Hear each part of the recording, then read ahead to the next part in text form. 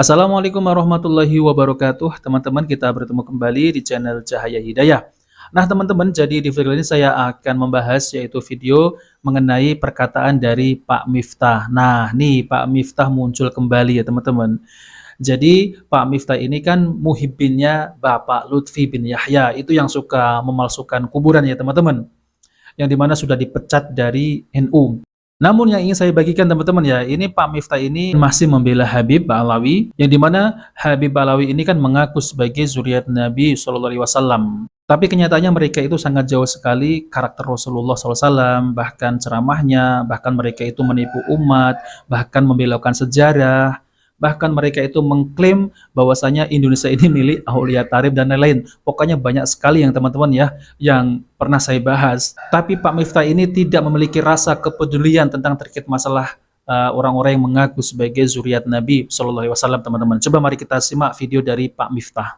Saat ini musim-musim ngoten iki nggih, teng Facebook, teng TikTok niku lagi banyak. Menurut saya nggak penting lah. Padahal min husnil islamil mar'i tarkuhu ma la ya'nihi. Kaya alah gus-gusan. Lah wong NU kok yo melu terprovokasi bahasa gus-gusan. Itu bukan bahasa kita, Pak. Saniki nyuwun sewu. Siapapun yang mengegoskan dirinya masing-masing, selama dia memberikan kontribusi, memberikan manfaat, memberikan sumbangsih terhadap dakwah Islam dan berbangsa, ya harusnya kita hormati dong. Ngaku Gus umpamane, ora Gus tenan, ngaku Gus, tetapi dia memberikan sumbangsih kepada dakwah Islam. Minimal yang kita lihat apanya? Sumbangsihnya le. Malah kita melu-melu bahasan itu yang TikTok, kayak gus-gusan. Kudune jenengan niku bersyukur, kayak dianggap dudu anake kiai wae memberikan sumbangsih. Mosok awakmu sing anake kiai tenan gak memberikan sumbangsih? Mungkin apa mboten, Pak? Mula bagi saya sekarang kok isu Habib non Habib wis belas lah penting lho. Ora penting. Iki anake kiai apa ora kiai? Yang saya lihat adalah kontribusinya. Kaya si ngomane, kaya Zaidan itu kula gawe sholawatan gen kula. Teng panggung niku kula jejerke kiai, Habib, kiai, gus-gus. Aku orang gagas kue Habib, aku orang gagas kue kiai, aku orang gagas kue gus. Bapakmu sopa, aku orang gagas. Tapi selama kamu memberikan kontribusi terhadap dakwah Islam, apapun latar belakangmu, pasti saya hormati. Sepakat gak? Nah, teman-teman yang dimuliakan oleh Allah Subhanahu wa taala. Jadi ini ngelindur apa gimana ini Pak Miftah ini, ya? Jadi tidak memiliki rasa kepedulian sesama kaum muslimin, yang dimana kaum muslimin ini didoktrin, ditipu oleh orang-orang yang mengaku sebagai cucu Nabi Shallallahu Alaihi Wasallam. Kalau mereka itu mengaku Habib bukan cucu Nabi, silakan ya, silakan, nggak masalah. Mau mengaku Habib, mau mengaku apa gitu teman-teman, selagi mereka itu tidak mengaku sebagai cucu Nabi Shallallahu Alaihi Wasallam, terserah. Mau ceramah apa terserah, tapi jangan mengaku-ngaku sebagai cucu Nabi. Kalau mereka ini masih yaitu mengaku-ngaku sebagai cucu Nabi, nah maka jangan heran kita ini sebagai kaum muslimin meminta bukti. Ya sebagaimana seperti Pak Miftah ini kan bukan dari anak kiai ya teman-teman ya, yaitu bukan Gus, tapi mengaku-ngaku sebagai Gus. Tapi lihat ceramahnya teman-teman. Apa coba? Ceramahnya isinya hanya guyonan saja. Lalu kemudian yang disampaikan apa? Perkataan-perkataan yang lucu-lucu gitu ya teman-teman, padahal tidak lucu. Itu adalah perkataan-perkataan yang tidak ada faedahnya sama sekali. Ya seperti yang kemarin itu ya teman-teman, tentang es teh gitu. Apa coba? Guyonan kok sampai seperti itu, merendahkan orang lain. Tapi Pak Miftah ini ketika disuruh untuk berubah, katanya nggak bisa. Ya saya seperti ini, ya sama seperti gurunya teman-teman ya. Ketika disuruh untuk berhenti mengaku-ngaku sebagai cucu Nabi, nggak bisa. Yang nggak akan bisa teman-teman. Ya mereka ini kan sudah kadung enak menjadi cucu Nabi, kok sekarang ini ada yang membatalkan sebagai cucu Nabi, ya nggak akan mau.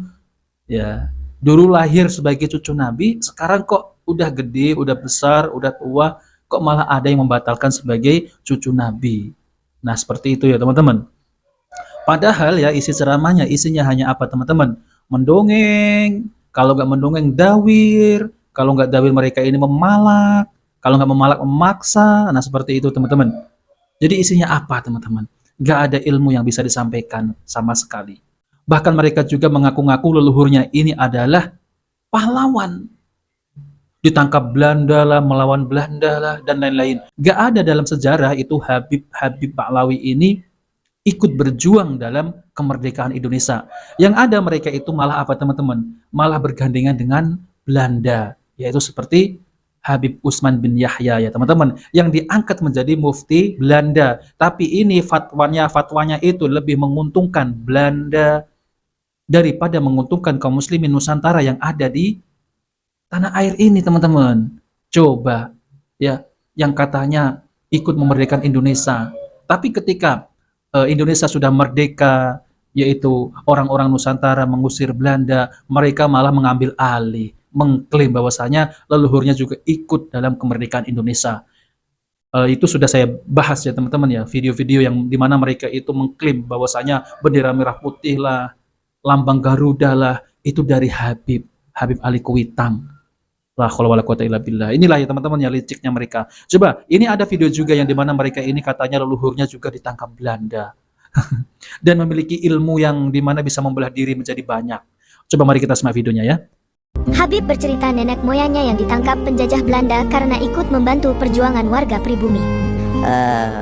Al-Habib Hussein bin Abu Bakar Al-Idrus bersama para kiai, para ulama berdakwah dan melawan penjajah Belanda sampai dikatakan beliau berhasil ditangkap oleh penjajah dan dimasukkan dalam sel. Tapi subhanallah, setiap sore terdengar suara Habib Hussein di masjid dan di mushola berdakwah. Beliau di penjara tapi suaranya dia datang ke setiap masjid, setiap mushola yang ada di sana, sehingga para penjaga itu ketakutan. Ini orang ada di penjara tapi terdengar dia pergi sana, pergi sana, pergi sana, pergi sana. Jasadnya di penjara tapi bisa kemana-mana. Sehingga dalam riwayat beliau disuruh keluar, udah Habib kalau keluar aja udah, apa manfaatnya di penjara tapi bisa kemana-mana. Kalau enggak mau.